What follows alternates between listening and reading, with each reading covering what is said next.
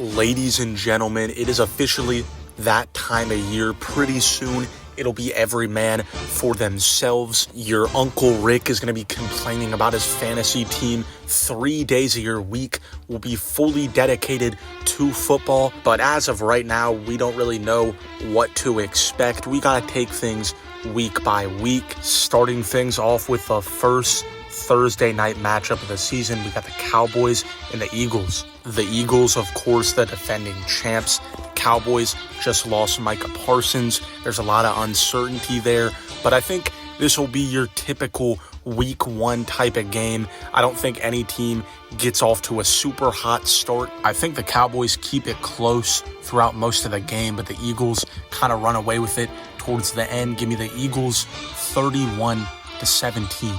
The Friday game is the Chiefs and Chargers in Brazil as the NFL continues its international push. I do think this is going to be a fun game. There's going to be a lot of offense. There's going to be a lot of back and forth. But my pick here is actually going to be a bit of an upset. I'm going with the Chargers to win this one. I think this year we'll finally start seeing the Chiefs' voodoo magic kind of fade away. They'll still obviously be really good, but those games in previous years that they just kind of squeaked out of due to maybe a couple advantages.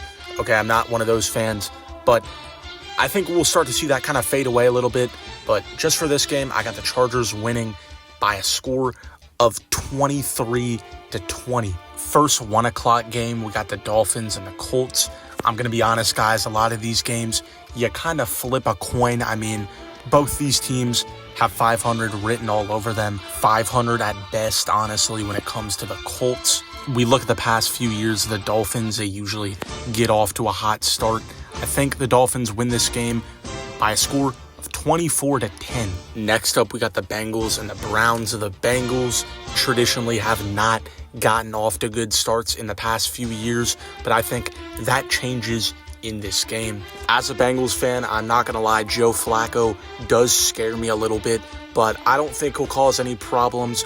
I'm going to be optimistic, and I'm going to say the Bengals win pretty comfortably by a score of 27-14. Next up, we got the Giants and the Commanders. This could be more interesting than people think, but I think in Washington, the Commanders sneak away with a win. It's going to be interesting to see when the Giants pull the plug on Russell Wilson or Jameis Winston and bring in Jackson Dart and, kind of let us get a look at their future.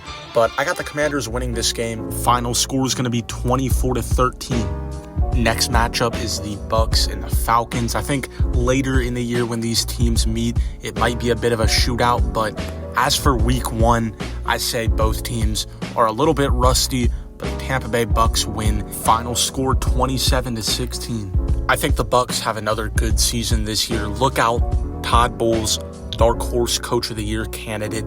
I'm calling it already.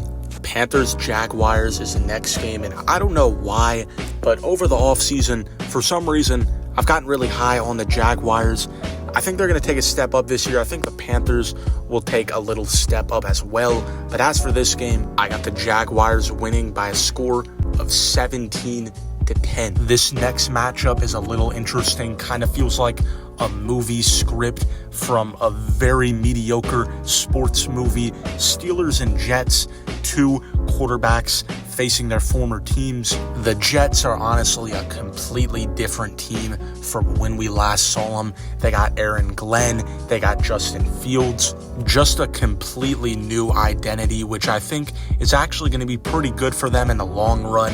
But I think they have some growing pains this year, and I think the Steelers get the best of them in week one. Nothing crazy. I got the Steelers winning 23-10. Let's let Aaron Rodgers cook for the first, 6 to 7 weeks, get the Steelers fans' hopes up, and then just completely destroy them. I could see that happening, but, we're taking it week by week. Raiders, Patriots. I think the Patriots are the better team overall, but week one is notorious for having a couple, upsets among young teams and teams that you don't really know what to expect from. So I got the Raiders winning this one. Final score is going to be 27-20. Raider Nation, please do not let me down. Please do not make me look dumb for this pick.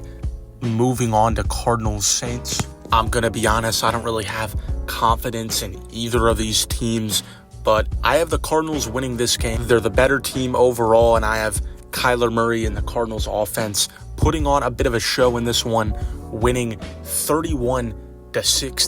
Next up, we have the Titans and Broncos. Cam Ward's first game in a very tough environment in Mile High.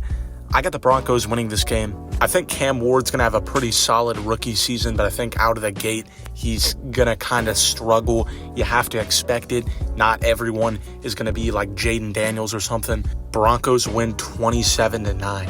Next up, we have the 49ers and the Seahawks. Now, I've been noticing a lot of people like high on the Seahawks recently, and rightfully so. They're a pretty exciting team, but I think people are getting a little carried away. On the other end of the spectrum, I have the 49ers taking a step forward this year after a very disappointing 2024 season, and I think it starts with a Week 1 dub from the 49ers. I say they win this one in a very good game, final score being 30-24, 49ers win. The NFC North is going to be very interesting this year, and it starts with this matchup. Lions and the Packers. And the Lions, there's a lot of new faces on the coaching staff. The Packers had a lot of change. They just got Micah Parsons a few days ago. These two teams will be very interesting to cover as the season goes on. But Week 1, I got the Packers winning by a score of 24-16. The Lambeau Field environment in Week 1, it's just very hard to beat. And I think the Packers are going to start this season off on a very good note. There's a lot to be excited about if you are a Packers fan. Texans-Rams is the next matchup. Two teams that are going to be pretty solid, but it's kind of hard to predict them for Week 1. I think the Texans are going to have a bit of a bounce-back season. I think we'll start to see a lot more flashes of what we saw from C.J. Stroud in 2023 make a bit of a return, and they start things strong in Week 1, winning 21-16. Sunday night game is Ravens-Bills. This game could very well be like a game of the year contender, but for some reason, something's telling me that it's not going to be that. It's going to be a bit of a dud. From the Ravens' point of view, I'm still very high on them. I mean, you kind of know what you're going to get out of them at this point. Week 1, though, in Buffalo, I could really see the Ravens just kind of failing to keep their foot on the gas. I got the Bills winning by a score of 23-14. However, I do think the Monday night game is going to be a really good game. Most people would say otherwise because both teams, you don't really know what you're going to get to different situations. That'll make it interesting, though. I think J.J. McCarthy sees a lot of ups and downs throughout the season, a lot of ups and downs throughout this game as well, and I think it'll kind of be the same case for Caleb Williams. I think both teams make some pretty pivotal mistakes, which makes the game more interesting. The Bears, however, will take advantage of them the most. They're going to win the game by a field goal, 23-20. And that's essentially everything you need to know about Week 1. Little preview. I'm probably going to go 0 on all these picks, or maybe I can just see the future and I need to, bet everything, become a DraftKings enthusiast. You truly never know. But yeah, have a great rest of your day.